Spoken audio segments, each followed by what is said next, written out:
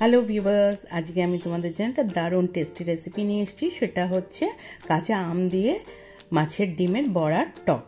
তো এটা যেহেতু মাছের ডিমের বড়াও খেতে খুব টেস্টি হয় আর আমের চাটনি তো আমাদের খেতে ভালোই লাগে, এই রান্নাটা যদি তোমরা করো এইভাবে মাছের ডিম দিয়ে যদি টক বানাও আম দিয়ে, দারুণ টেস্টি খেতে হয়। আর আমি কিন্তু এর আগেই আমার মাছের ডিমের বড়ার রেসিপিটা আপলোড করেছিলাম। তোমরা চাইলে কিভাবে বড়াটা করেছি তোমরা সেই আমার চ্যানেলে গিয়ে কিন্তু দেখে নিতে পারো। সেই বড়ার থেকেই আমি বেশ 7-8টা বড়া নিয়ে আমি এই টকটা তৈরি করেছি। তাহলে চলো এবার শুরু করি। আমি 7-8টা বড়া নিয়েছি। আমি একটা মাঝারি সাইজের আমকে টুকরো টুকরো করে কেটে রেখেছি।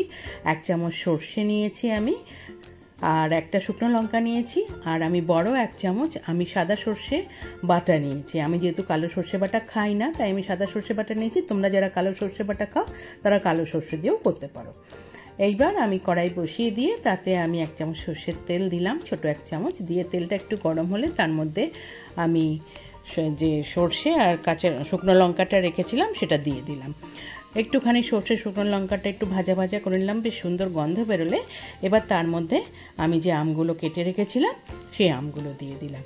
এইবার আমগুলো দিয়ে একটু কিছুক্ষণ আমি নাড়াচাড়া করে নেব, যাতে একটু কাঁচা ব্যাপারটা চলে যায়। একটু ভাজা ভাজা হবে, প্রায় 1 থেকে 1.5 মিনিট মতো ভালো করে আমগুলো নাড়াচাড়া করে নিতে হবে। সুন্দর করে নাড়াচাড়া দেখো আমি করে নেওয়ার পরে এইবার যে সর্ষে বাটাটা তাতে একটু জল দিয়ে আমি গুলিয়ে আমি দিয়ে দিলাম। দিয়ে বা বাটিটা ধুয়েও আমি আরেকটু জল দিয়ে দেব।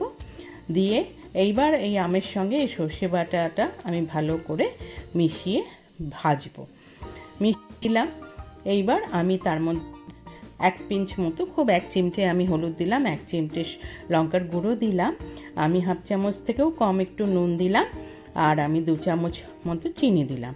যেহেতু আমি একদম টক খেতে পারি না, তাই আমি 2 চামচ চিনি দিয়েছি। তোমরা যদি টক ভালোবাসো বেশি তাহলে কিন্তু চিনিটা কম দেবে। এইবার সব কিছু দিয়ে ভালো করে আমি মিশিয়ে নিলাম। নিয়ে এইবার জল দেব ঝোলের জন্যে। আমি বেশ বড় 1 কাপ জল দিলাম, দিয়ে একটু মিশিয়ে নিচ্ছি। দিয়ে আমি বুঝতে পারছি আমার আরেকটু ঝোল লাগবে, কারণ এরপরে যখন আমি এতে বড়াগুলো দেব তখন বড়াগুলো কিন্তু ঝোল টেনে নেবে। সেই জন্যে আমি আরও 1 কাপ জল আমি দিয়ে দিলাম। সুন্দরভাবে যখন দেওয়া হয়ে যাবে এইবার জলটা দিয়ে আমি ঢাকা দিয়ে দিলাম। দিয়ে আমি 3 থেকে 4 মিনিট হতে দেব। আমগুলো মোটামুটি কিন্তু আমার 80% মতো সেদ্ধ হয়ে গেছে। এইবার আমি ঢাকাটা খুলে আমি বড়াগুলোকে দিয়ে দিলাম। দিয়ে আবার বড়াগুলো একটু ঝোলের মধ্যে আমি মিশিয়ে দেব। মিশিয়ে দিয়ে আবার কিন্তু আমি ঢাকা দিয়ে 3 থেকে 4 মিনিট আমি রান্না হতে দেব। গ্যাস মিডিয়াম থাকবে। দেখো এবার 3-4 মিনিট পরে আমি ঢাকাটা খুলেছি। আমার কিন্তু দেখো ঝোল অনেক শুকিয়ে গেছে। এবার আমি এটা দেখে নেব আমার আমটা পুরোপুরি সেদ্ধ হয়েছে কিনা। আম যদি নরম হয়ে যায় আমার রান্না কিন্তু কমপ্লিট। এবার দেখো আমটা নিয়ে আমি দেখে নিই। আমার আম সুন্দর সেদ্ধ হয়ে গেছে, বড়ার মধ্যেও ঝোল সব ঢুকে গেছে, বড়াগুলো ফুলেও উঠেছে। আমার এই ঝোল কিন্তু একদম রেডি হয়ে গেছে।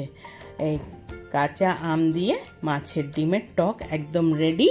আমি এবার একটা সার্ভিং বলে সার্ভ করে দিচ্ছি। এই গরমের দিনে শেষ পাতে যদি এই মাছের ডিমের টকটা দিয়ে তোমরা খাও, যেমন খেতে টেস্টি লাগবে, খেয়েও কিন্তু খুব ভালো লাগবে, তৃপ্তি হবে। একবার এইভাবে করে খেয়ে দেখো। আশা করি রান্নাটা তোমাদের ভালো লেগেছে। আর যদি ভালো লেগে থাকে একটা লাইক করো, কমেন্ট করো, শেয়ার করো। যারা এখনও আমার চ্যানেলটা সাবস্ক্রাইব করোনি প্লিজ সাবস্ক্রাইব করে দিও। পাশে থাকা বেল আইকনটা প্রেস করবে, তাহলে আমার তৈরি সমস্ত রান্নার নোটিফিকেশন তোমাদের কাছে পৌঁছে যাবে। আবার নতুন নতুন রান্না নিয়ে আসবো। আজকে তাহলে চলি, তোমরা ভালো থেকো, টাটা।